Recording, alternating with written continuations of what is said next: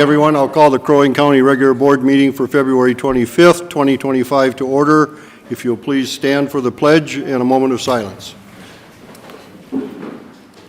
I pledge allegiance to the flag of the United States of America and to the republic for which it stands, one nation, under God, indivisible, with liberty and justice for all. Good morning, everyone. I'll call the Crow Wing County Regular Board meeting for February 25th, 2025 to order. If you'll please stand for the pledge and a moment of silence. I think we have an echo in here. I'm wondering, I think it's, Paul, you were, I think that might have been Paul with the feedback, if he was on. But let me just, is it over there? Yeah, I don't think so. I was just seeing if it was. No, I didn't have the microphone on when I said the pledge. Okay, it should be good now. All right, will you call roll call, please? Yes, Commissioner Coring, Here, Commissioner Lubke, Here. Commissioner Barrows, Here. Commissioner Franzine, Here. Commissioner Lee, Here. all members are present. Thank you. At this time, open forum. I see Mr. Olson, you would like to speak. If you'll give us your name and address, please. And then remind you that there's 3 minutes to speak. So thank you. Got it. Mark Olson, 12336 Thompson Road. I got a lot to say, but I know I get only 3 minutes. Proverbs 24:12 says, if you say, but we didn't know about this, won't he who weighs the hearts consider it? Won't he who protect your life know? Won't he repay a person according to his work? I wanted to read that first because I wouldn't be able to read it at the end. Okay, it's crazy what's going on in the feds, right? All this stuff, fraud, abuse going on. There are millions and millions of dollars being found, not millions, billions. And it's not just at the Fed level, it's at the state level also. We had an $18.6 billion surplus 2 years ago. What did we do? We blew it. Walz said he was going to give it out to the taxpayers. He didn't do it. He spent 30 to 40% growing the government. Last week, or 2 weeks ago, you had a vote, 3-2. I get both sides, and it was on the HRA approving a $225,000 request to the state. Now, two people, Jamie Lee and Paul Coring, voted against it, and I believe they voted against it on principle. Now, I get the other side, well, it's not costing us taxpayers money. Yes, it is. We pay Minnesota taxes. We have to, as local people, also cut down. HRA is a decent organization, but they were formed to do what? Read section 469 if you haven't. That's the statutes of HRA. They were formed for low-income housing in blight areas, not to give $1 million to a project out in Baxter and supply $200,000-$300,000 houses in the area. That's not what HRA is for. They also have two nonprofit groups working for them, getting taxpayer funded. Now, the nonprofits, I would think, would be helping HRA, not receiving money. So I think as you're looking at this, a few years ago, I was talking about this also, and they were requesting $700,000 on their trust fund. You guys were smart enough to reduce it or keep it at $450. I think it was $480. But I don't believe they need a trust fund. You need to take a look at that. And I think you also need to take a look at HRA as a whole, because different cities has HRA. Why does the county need an HRA? They may need one, but I'm not so sure. I think you need to really take a hard look at giving HRA for sure trust fund money. Now, I know your 26 budget is coming up, and I would say take a good hard look at that. Thanks for listening. Thank you very much, Mr. Olson. Appreciate it. With that, we'll move on to number 3, which is review and approve the minutes from February 11th, 2025. Motion to approve. Motion by Commissioner Franzine, Seconded by Lupke. second by Lubke. Any discussion? Hearing none, would you call the roll call, please? Commissioner Coring, Aye. Commissioner Franzine, Aye. Commissioner Lubke, Aye. Commissioner Lee, Aye. Commissioner Barrows. Aye, that motion passes. Number 4 is review and approve today's agenda. No changes? No changes? Motion to approve. Motion by Commissioner Franzine, I'll second it. seconded by Commissioner Lee. Any discussion? Hearing none, roll call, please. Commissioner Franzine, Aye.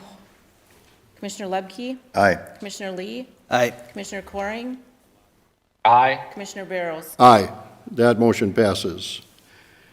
Move on to number 5, which is our consent agenda. Motion to approve. Motion by Commissioner Franzine to approve. Seconded by Lupke. Commissioner Lubke gives a second. Any discussion? Roll call, please. Commissioner Lubke, Aye. Commissioner Lee, Aye. Commissioner Coring, Aye. Commissioner Franzine, Aye. Commissioner Barrows. Aye, that motion passes. We're on to number 6, Veteran Service Officer Eric Flowers.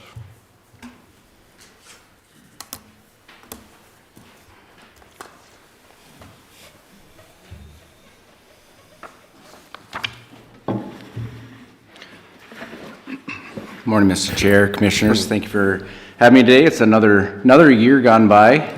Here to do my 2024 yearly review of our office. So, Sorry. it's all right. Gives me time to breathe.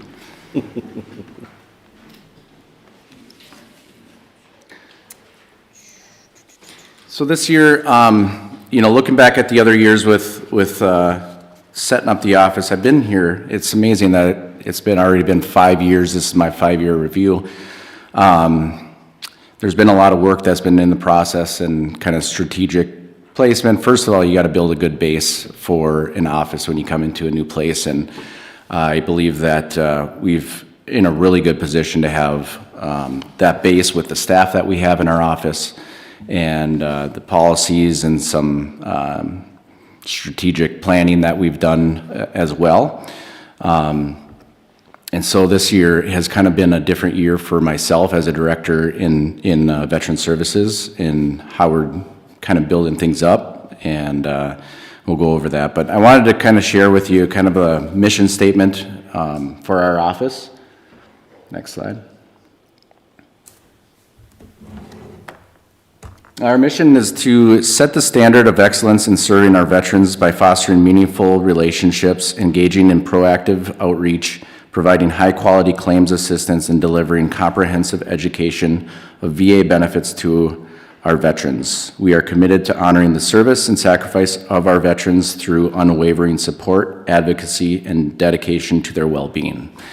I think the big thing right there in that is that we want to set the standard in the state for county veteran service officers to operate and go through. So that was a big thing in the mission statement that we wanted to put in there. Our core values: integrity, acting with honesty, transparency, and accountability; excellence, setting high standards in every aspect of service and delivery; compassion, serving with empathy, respect, and understanding; advocacy, championing the needs and rights of veterans and their families; and collaboration, building strong partnerships within the community and beyond. So this year I wanted to focus on some of the priorities, obviously for 2024, and that, number one, strengthening relationships with veterans and community partners. We really continue to focus on outreaches to our veterans, a lot who are underserved based on location, health, and transportation to our office. We provided 68 outreaches to veterans in rural or unable to make it due to transportation barriers or health barriers or issues. And this has really helped us as an office to be able to meet them at their place and see if there's, observe if there's any other needs other than just veterans benefits. Is there any county benefits that we could identify that they could benefit from? Also, local organizations and stuff. So those outreaches are really helpful in identifying those underserved veterans and the needs that they have to be able to really expand and get the maximum benefits that we can help them out with and improve their quality of life. We've teamed up with community services, even expanding with VA healthcare and home healthcare is some of those additional resources that we've been able to help out that they had not been provided before, that they are able to now. I attended our office attended 16 veteran events, reaching out to more than 500 veterans at these events. Attending community partners meetings to introduce and educate veterans benefits and our role in assisting veterans and their families in the community and how it can impact their organizations. So getting community partners, veteran organizations involved, understanding, educating them as well so they can provide enough information to listen to the veterans that they come in contact with and know that we can help them out in certain areas or many different areas. So that's really helped out with veterans coming to our office being recommended to come to our office from them. Daily interactions with our veterans and providing excellent customer service and claim development. We had 14 new veterans in our office in 2024 who were recommended specifically by other veterans that have told us that to contact our office and work with us. There's been a few from outside of the county that have reached out from our veterans that said you need to, if you're not getting helped out, at least contact Crow Wing County Veteran Services and see what they can help out with. And so that's probably one of the most impactful in mind, that other veterans are recognizing the work that we're doing and they're reaching out to other veterans to help get help, reaching those who we can't reach on a daily basis. So very good. Number 2 is delivering high quality claims assistance with efficiency and accuracy. So I think number 1 for this that I've focused on in our office is staff development and education on VA benefits. We continue to send them to national and state training conferences and classes. We do client case reviews and feedback. So as we are working with individual veterans, we will discuss those cases with them, especially if we find one that's a difficult claim. We will come together and we'll kind of do like a case review and brainstorm back and forth and kind of guide each other through those claims on the best action to take and what we need the veteran to be able to complete and what we can do ourselves. We learn from each other and that's really excelled our assistance in processing these claims. Review of all cases of all benefits and eligibilities. So when a veteran walks into our office, oftentimes they're asking for one thing, and it's our practice that we will obviously take that into consideration, but we won't just stop there. We will take the blinders off and look at their whole case file, and we'll look for anything that they may not have even considered or thought about. Sometimes that might take 5 minutes. Sometimes that could take an hour or two to really review their claims, especially if they've had denials in the past, like claims that have been denied. When we do these deep dives into these claims, we find a lot of errors that the VA has made when they were processing their claims. And so oftentimes all it would have taken is just to gather one little piece of evidence or point out the error that the VA made in their decision, and it gets granted right away.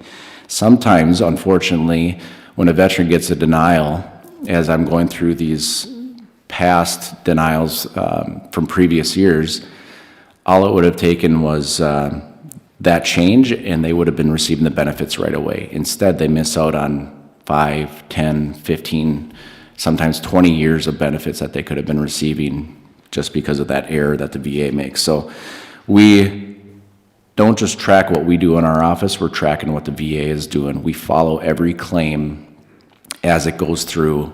We have that responsibility, I feel, in our office to make sure that if we're assisting a veteran with those, that we follow it and track it and provide feedback and that advocacy for that veteran. Mentorship and continuous focus on our mission statement. We are constantly reminded about setting the standard in our office for the state and other VSO offices. We are constantly looking and reminding each other about and assisting each other with that advocacy for our veterans. Talked about the researching the case files and old denials. C, provide accuracy analysis of their claims and benefits, assisting veterans with a blueprint and guide of what they need for high quality claims. So, when I first started a couple years ago, and sometimes we'll get a veteran that comes in, this is what they want to do. And we'll quick do a review and say, you don't have enough evidence at this point right now. Let's do an intent to file. We'll lock in this date for the date. Let us review your whole file to make sure that we are providing the VA with everything that they need for a positive grant or the most likelihood of it being granted.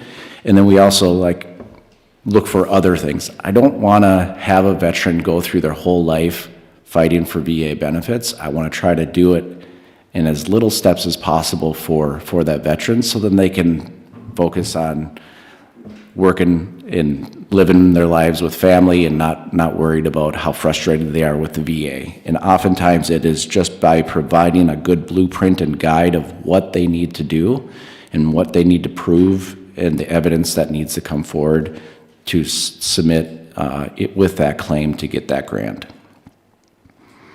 And we just submit the best claims that we can. Our office has a standard that when we are working with a veteran, we're processing and we're putting that claim together as if we're working on our own claim. It kind of makes it take home, like, what do I need to do? What if I were to file this, what needs to be done? And we have the veteran go and do that. And there's a lot of good feedback from veterans with that. They understand the care that we put into our claims, that we're not just paper pushers and filling out forms and seeing what happens. We're in it for their best interest. We track claims, as I was saying before, and review the VA's development and decisions that they make to ensure that the VA was correct in their decision. So while veterans and maybe other offices stop once the decision's made and they see a denial, I want to know why. Why was that denial made? And is there any way that we can get that turned around, or what evidence needs to be gathered to be able to help them out with that? We follow up with veterans throughout the process, claims process as needed, reviewing all decisions. So really the big thing is the feedback and that customer service to our veterans. We're not going to forget about your claim as long as it's still being open with the VA. We're going to provide that feedback. We check every single claim at least once every week to 2 weeks, and we have several claims that we are tracking at a time. But I just feel like that's setting the standard that I don't know if any other veteran service office does in our area, that they actually follow those claims through the process and provide that feedback. A lot of times it's what I've heard from other veterans and other VSO offices is, we just tell the veterans that once you receive something in the mail from the VA, give us a call and we'll look over it with you. I don't think that that's a good standard in our office that I would want to hold myself to. Number 3. Mr. Chair. Go ahead, Commissioner. So, Eric, the thing that you just said, that you review these files on a about 2-week basis, is that something that somebody told you to do, or are you required to do that? Or did you think as the veteran service officer, that would be a good idea to do that? It was a decision that I made because that's how I would want my claims to be processed if I was going to somebody. So there's So no that was your standard, decision. there's That- no, That was your decision then? correct, yep. Okay. It's the way that I would want my claim to be processed and managed by somebody that I went to help out with my claims. So it almost seems like you're going above and beyond, you know, like other veteran service officers would do. And, you know, and this is what I really like to hear, Eric. When you're going above and beyond for these veterans, which they deserve that, I just want to say thank you for that. That's really great. That's good news. Thank you, Commissioner.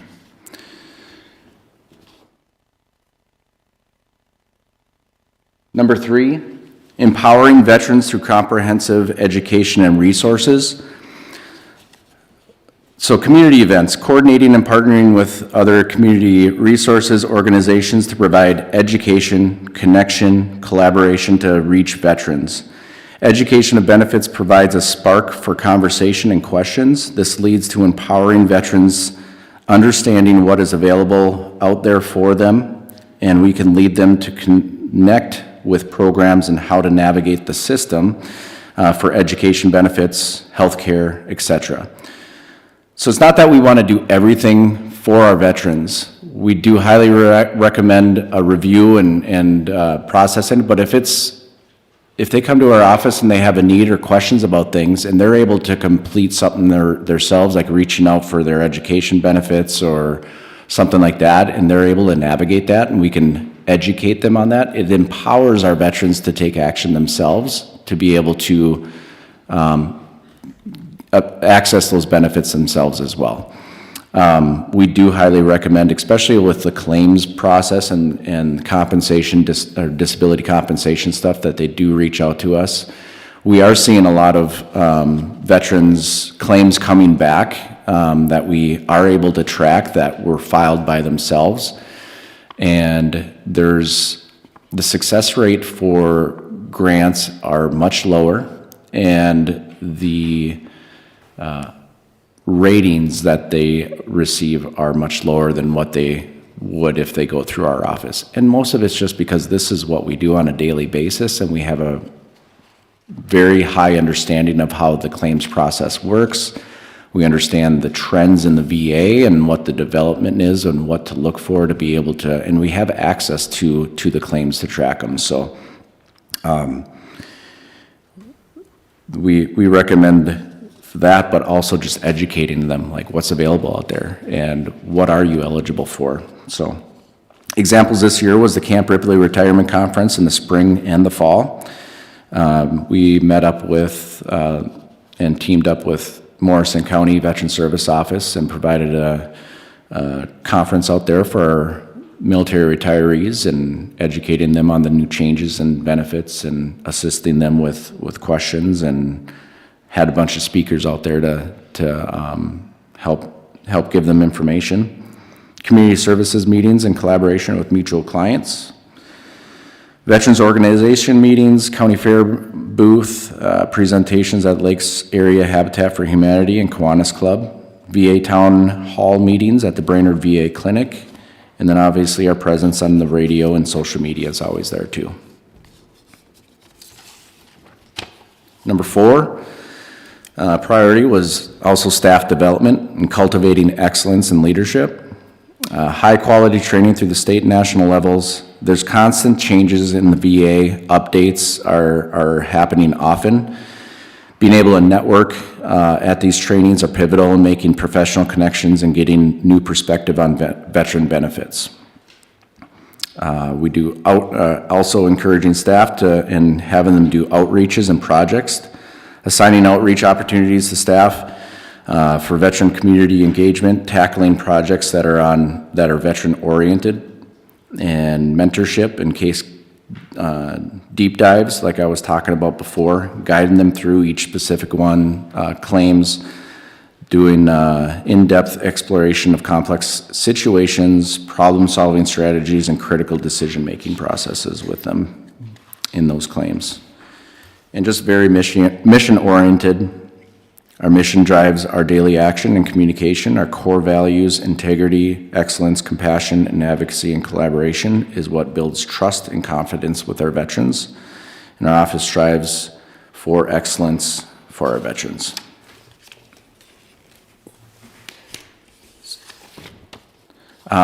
We'll go on to some of the assistance and statistics that we've provided so far this in 2024. So for financial assistance, SSAP grants, those that is state level funded grants. SSAP stands for State Soldier Assistance Program. So our office processed and brought in about $67,000 for Crow Wing County veterans for SSAP grants between 31 local veterans. Approximately 70% of those were dental and optical vouchers, 20% were special needs grants, assisting with housing and utilities, and 10% were subsistence. They had a medical leave, they had to, weren't able to go back to work, and they didn't have an income while they were healing. That's what the subsistence is. Helps provide that gap fill in there. Our office brought in the sixth most out of all of Minnesota counties for SSAP grant money this last year. MACV, Minnesota, I'm going to get this wrong. MACV, it's a housing assistance program. Minnesota Council for Veterans assessed and assisted 16 veterans with MACV applications who received approximately $37,154 with direct housing assistance and utility payments. This was funded this was funding that assisted for paying past due rental or mortgage deposits for getting homeless veterans into a new apartment that they were able to sustain themselves. They just needed that extra little help to get into the extra cost that it is to get into a rental and to keep them from being homeless. Our local veterans organizations, American Legion, VFW, DAV, Minnesota Homeless and Wounded Warriors, just a few of them. Gas cards, we were able to assist veterans who did not have gasoline or fuel to go to like appointments, VA appointments, about $1,075 worth of gas cards given out to them. Food cards, $1,450 worth of grocery cards given out. And again, these are funds provided by these local veteran organizations assisting with that. Immediate financial assistance paid to vendors. So car repairs, about $37,000 for car repairs, utility shut-off notices, and home repairs. Some of those things that they're not able to get qualify or they're not able to get the state or benefits or the grants, or they need immediate assistance now, such as the utility shut-off notices. We reach out to our local veteran organizations to get assistance with that. Our office organized and coordinated with the help of other agencies that were and was able to get help to donate a vehicle to a veteran who lived in a rural Crow Wing County with no means of transportation, family, friends, or even a phone. Our communication was by written letters and outreach opportunities. Our office was assisting other agencies for transportation to medical appointments, and they were having issues getting him groceries, and we identified the need for a vehicle for this veteran, and with the partnership of Minnesota Homeless and Wounded Warriors, barriers were removed and the car was donated to this veteran. This has now freed up time and resources from our office as well as other agencies assisting him with those needs. So that was a big plus for us, the veteran, and other agencies that were helping him out.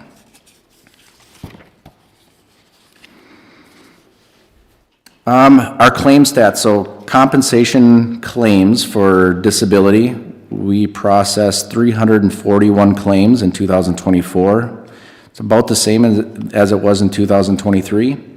Supplemental claims or responses of denied claims that we're submitting new evidence or pointing out issues with that to get that overturned, about 104 claims in 2024, which was up a little bit from 2023. DIC claims or dependent indemnity compensation claims, so those are surviving spouses. The veteran passed away and it was deemed service-connected cause of death.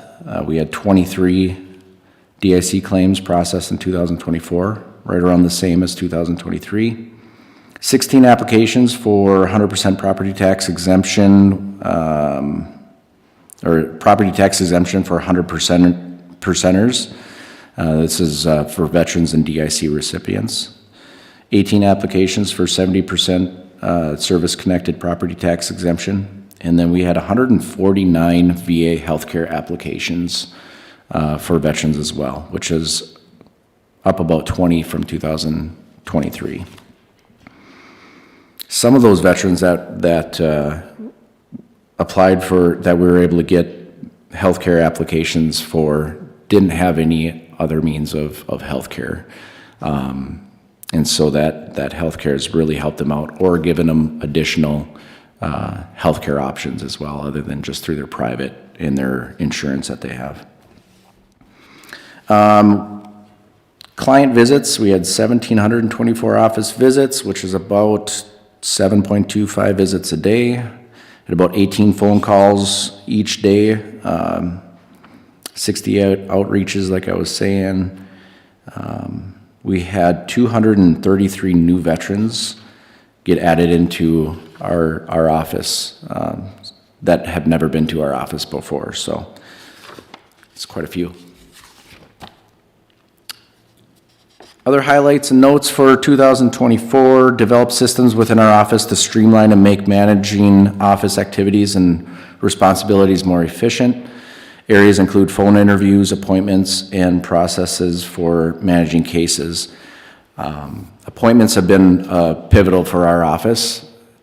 You know, when clients say, oh, we need an appointment, it's kind of, usually when you go to a tire place, you want to get your tires changed right away, but whenever you hear there's an appointment that needs to be made, it kind of takes the wind out of the sails. But in this case, it's been real. This is where we're getting the traction for veterans and their claims, is having these appointments. We highly will definitely want veterans to do a walk-in, but we'll usually do what's called an intent to file, again, just to save it, so we can do a deeper dive into their claims to make sure that we can do that. But appointments have been really big in our office for managing our office and the workflow. And we continue to receive great feedback from veterans and family members we work with. Our office is gaining reputation in the state of Minnesota for our service to our veterans. And I have mentored a few county veteran service offices in our area discussing cases and office operations and managements as well. And then I believe this is the last one. I can talk for quite a while, but I wanted to point out one thing that our office did. Natalie Peterson in particular, one of our ACVSOs. Without going through this whole thing, in essence, a veteran came to our office. He was denied compensation, I think 9 years ago, something like that, for several different conditions. The VA had made a mistake or an error in that processing, and it wasn't caught. And 9 years later, he comes, 2012 is when it happened, so actually it's been more than that. It's been 13 years. Came to our office, and Natalie did that deep dig into his file, looking at everything that she could, and she noticed that they call it a Q claim, or a clear and unmistakable error. She filed for that as a supplemental claim, pointing that out. And they were all granted, and they were granted back to the date of the original denial, resulting in about $114,000 worth of back pay. Had she not pointed out that Q and just reapplied for that those conditions with the right evidence, it would have been based on the date of when that was filed, not going all the way back to the retro date. So it's just paying attention to the details of these things, and sometimes cases will take a long time, depending on how much information we have to go through, and sometimes they go really fast. But this is just an example of how our office does not just submit claims a veteran wants to file for. We receive the entire claims file for a veteran, look at the decisions made, make sure they are correct, look at anything else that may have been overlooked, and advise our veterans. It's a testament that when a claim comes back, whether it's granted or denied, that it's important to review the evidence and the reason for a decision. 4 other offices had missed this error that he had worked with in the past from a couple different states and even in Minnesota. And because of this error being caught, the veteran will also be awarded a higher monthly amount, improved health care benefits, and is eligible for property tax exemption for him. And last but not least, just a little update. We are continuing to see issues with claims management from the VA. Once claims have been filed in their development, this has been causing a lot of issues making the correct decisions, and even with the right evidence that we submit. Everything's right there, perfectly packaged for this veteran, and the VA doesn't process it correctly. It's frustrating, but I'm glad that our veterans have an office like ours with the staff that we have to be able to make sure that we track these things and be able to point those out so they don't go a decade without having it reviewed and looked at again. We've reached out to VA employees through Teams and secure messaging to try to get this back on track before a decision's made, which has been successful in a few times. We're just dedicated to exceptional service to our veteran community and maximizing the benefits that they have earned and are eligible for. Any questions, concerns, or comments? Questions? Commissioner Lee? Not a question, just a comment. You made a statement that you said want to set the standard for the state. I think that is outstanding. It's veterans are very close to my heart, and I'm very appreciative of what you're doing for all of our guys. So, thank you. And gals, thank you. And gals, yes, thank you. Commissioner Chair. Lupke? You know, when I first got this role, I had a call from a veteran who'd called and said he wasn't well taken care of, wasn't properly handled or whatever, and I released it to you, and you'd gone through and said, you know, he wasn't qualified for some of these things, you know. I mean, so you do have ones that you do have to say, no, you do not qualify for this, but at least you've done all the homework, and that's what makes me feel good. You've done the detail, you've been there persnickety, getting all the detail out, so when you say it's no, it is no. But the ones that are yes, I've also had those calls where somebody called me up and says, just want to let you know that, you know, I didn't think I was going to get this, and that guy down there, he took care of that. I just wanted to let you know as a commissioner, because you report to us. You don't report to anybody else at the county. You report to us. So I think that is a really good thing. And I was just down at the Capitol the other day, and I seen a person wearing a veterans thing advocating for these same programs down at the state, because I know with the cuts at the state and the cuts at the federal, I think some of those grant programs are getting close to being on a chopping block. So I'm glad there's advocates down there at the state advocating for the veterans in the area. So just wanted to. Thank you for that comment. Even if a veteran isn't eligible for benefits at this time when we may have meet, I always encourage them to come back in a couple years, always check in with us, because the laws and the regulations are always changing. And we've seen that with Blue Water Navy. We've seen that with the Mission Act. We've seen that with the PACT Act. And so if I've said no, I've done my research, because I want to give that veteran the benefits that I can find for them. But if they're not there at that point, they may be eligible down the road. Okay. Thank you. Anyone else?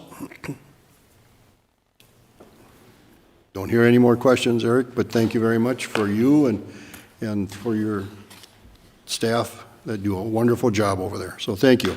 Thank you, Mr. Chair. Appreciate it. Thank you, Commissioners. Thank you. All right, we'll move on to number 7, County Sheriff. Good morning, Commissioners. Good morning. Let's see, do we have anything specifically on the, no, nothing. So, hey, welcome, good morning. Welcome. It's good to be here. This week, you'll be getting a link or an email from our office with our year-end report from 2024. I encourage you to look that over, take a look at it, see if you have any questions or anything like that, please reach out to me or any of our staff. There's a couple acronyms in there. We tried to spell everything out, but maybe missed maybe one or two things. Government loves the alphabet, so please feel free to reach out.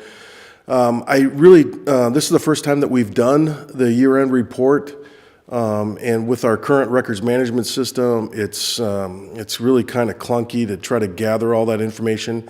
I wanted to give you some previous markers from like the last 5 years or even the last 3 years so you could see some trends. Unfortunately, we were not able to do that because it was just taking too much time on our staff to gather this information to put in there what we have in there. So as we go forward though, and well beyond me, there will be an expectation for you guys to be able to see that year-end report and at least get a little snapshot of what it is that we do at the Sheriff's Office. With that, any questions? Mr. Chair. Go ahead, Commissioner Corning. Yeah, the only thing is, Sheriff, good job. You guys are doing a great job. I don't know that this is really a criticism. Did get an email from, oh, good Lord, forgot his name, Katzenberg. Am I pronouncing that correctly? Craig. Yes. Craig. Oh, yeah. Craig Katzenberger, our guy. Yep. Yes. Yep, got an email from him about the $36,000 to put up some license plate readers. Now, I'm not opposed to that. The only thing is he said in the email that you guys had put that in your budget. I wish you'd let us know that ahead of time so we can have a conversation about it.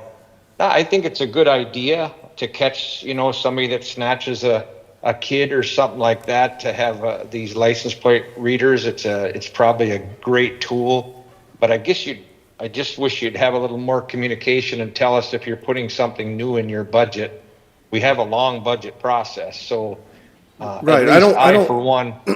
Yeah, Commissioner, I think we're going to be bringing that to you on March 11th, I believe, to the COW meeting, and we're going to fill you in, and we're actually bringing a rep, just in case you have questions that you want to ask what this flock camera system is all about.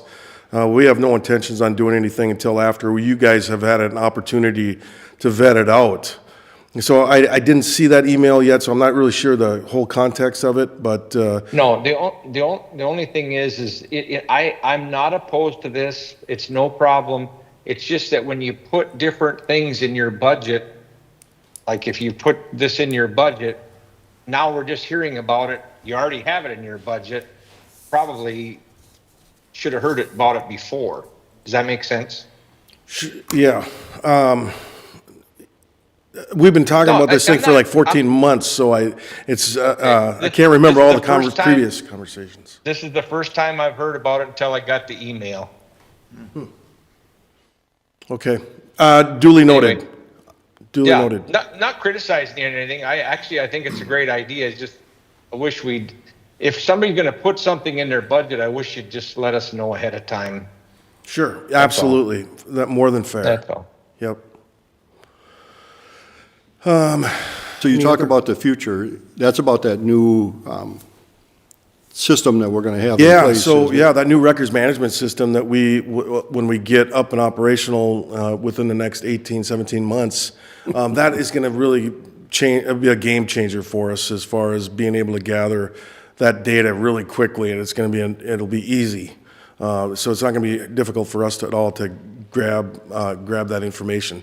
Not only that, we'll have a daily dashboard where we'll be able to see immediately exactly what trends or anything that's happening that's on the rise right at our fingertips as soon as we log on. It's going to be good. Any other questions, concerns? Thank you very much. Thank you. Appreciate it. County Attorney. Good morning, everyone. I don't have anything for you this morning, but I'm certainly happy to answer any questions. Any questions for the attorney? Mr. Chair? Go ahead, Commissioner. Yeah, Don, I just wanted to let you know that I was going to try to bone up on my legal experience on Sunday with the new Suits LA. So I watched about a half an hour of it, and it was too much drama, and I don't do drama. So so you're going to have a leg up on me, Don, on legal stuff, but I'll still keep doing the politics. I look forward to the discussions when you're back in Minnesota, Commissioner. Hey, thank you. All right, if there's nothing else, thank you, Don. Thank you. Have a good day, everyone. Administrator Erickson. Mr. Chair, members, I have one item for you today as Senior Management Team report.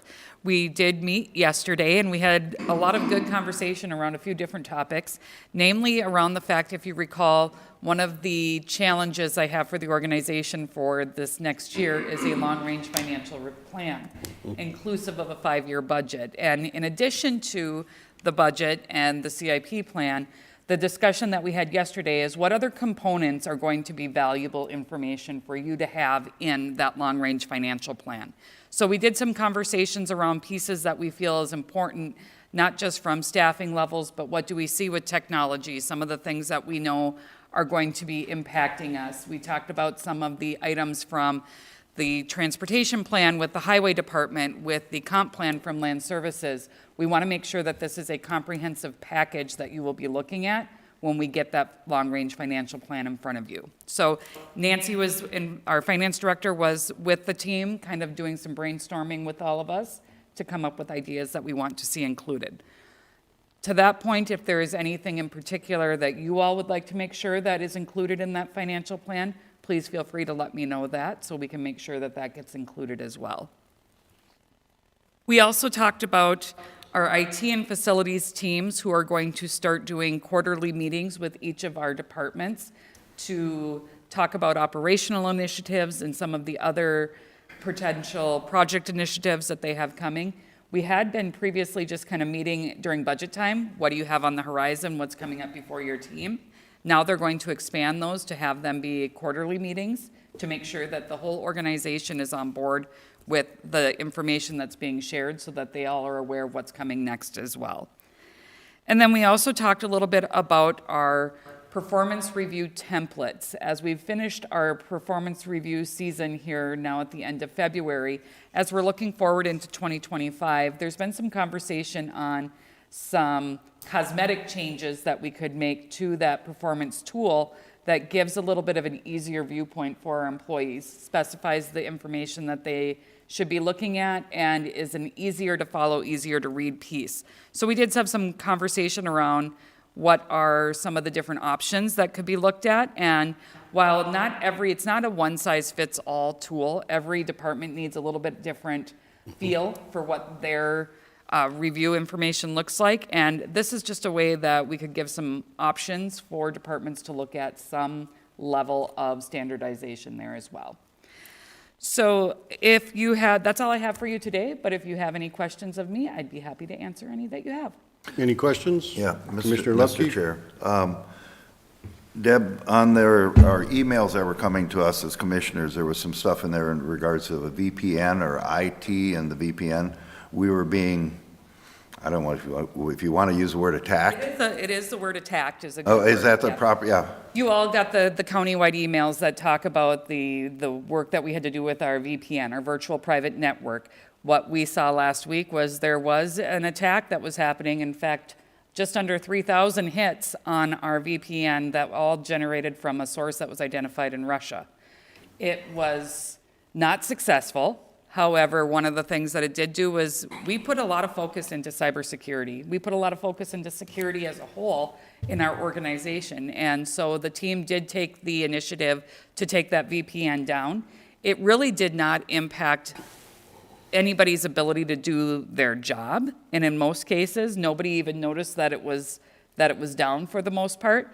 But what it did require was it did make the staff, the IT staff did move a little faster with the rollout of a newer security product that we were looking at for this VPN as an option that was going to be coming out this spring.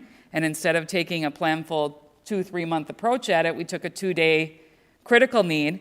There was a lot of ingenuity that was done with the IT team looking at options of ways that they could. Typically, they would have to touch every PC, every laptop that is utilizing that VPN. Instead, they came up with a solution that they could remotely do that as long as the computer was plugged in, was online, and connected to the internet. They could push that new service out, and we accomplished it in the matter of less than 24 hours, which I shared with the team last week how impressive that was, that they not only identified the attack immediately, kept us from getting any concerns or issues, but also deployed a much more secure solution in a period of about 48 hours. And I understand that was not just our county, that was across the state. There were a lot of different areas that did get the same attacks. In fact, the state of Minnesota, the Minute Department was also dealing with their own attacks that were happening there as well. Yeah, so something that's got to be ever watching because they're out there. They sure are. Yeah, thank you. Any other questions for the administrator? If none, we'll move on to additional business. Mr. Chair. Go ahead, Commissioner Corning. Yeah, Mr. Chair, I just want to make the county board aware, continually aware of what I'm working on. If you remember when we met with our area legislators, which I think was a very productive meeting, I talked about one issue that I really want to work aggressively on in my district is the removal and replacement of a bridge that is on the town line of St. Matthias and Fort Ripley Township.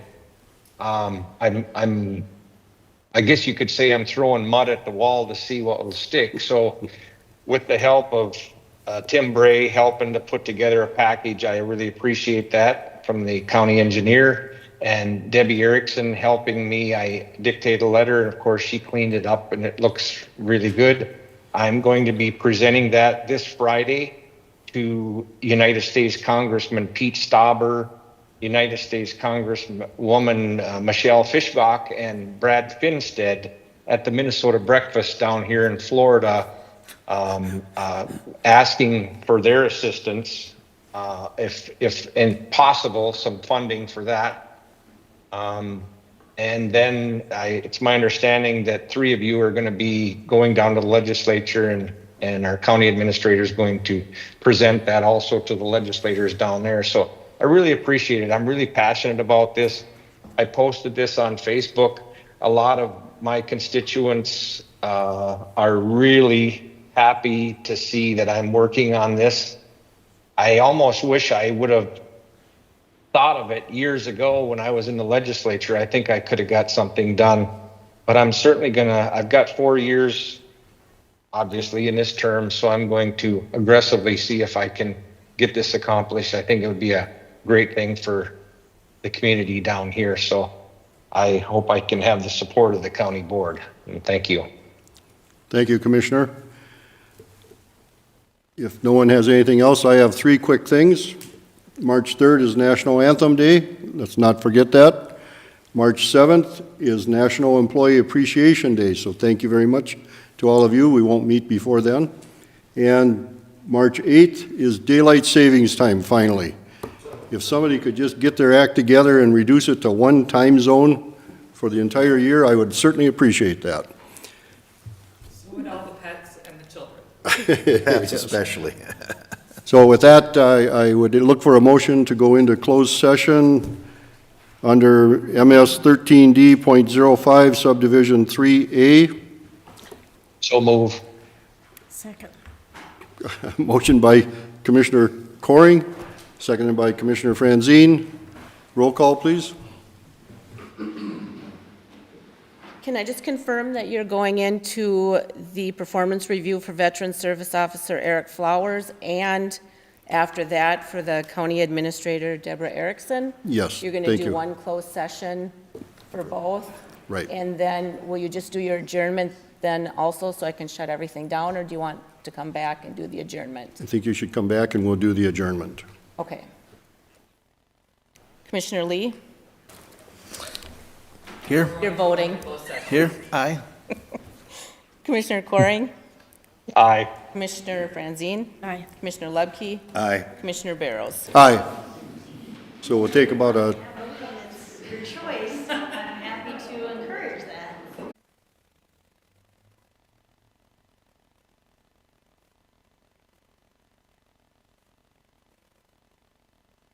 Maybe I have to unclick closed. I'll turn that. Zoom. Okay. Okay, I'll make the motion to go back to open session. motion by Commissioner Franzine, second by Commissioner Coring to go back into open session. Okay. Roll call. Commissioner Lee, Aye. Here. Commissioner Coring, Aye. Commissioner Franzine, Aye. Commissioner Lubke, Aye. Commissioner Barrows. Aye, and that motion passes. Mr. Chair, Commissioner Coring. motion to adjourn. Second. Motion by Commissioner Coring to adjourn, second by Commissioner Franzine. Roll call. Okay, Commissioner Coring, Aye. Commissioner Franzine, Aye. Commissioner Lubke, Aye. Commissioner Lee, Aye. Commissioner Barrows. Aye. There were 4 out of the 5 of us already. That motion passes. We are adjourned.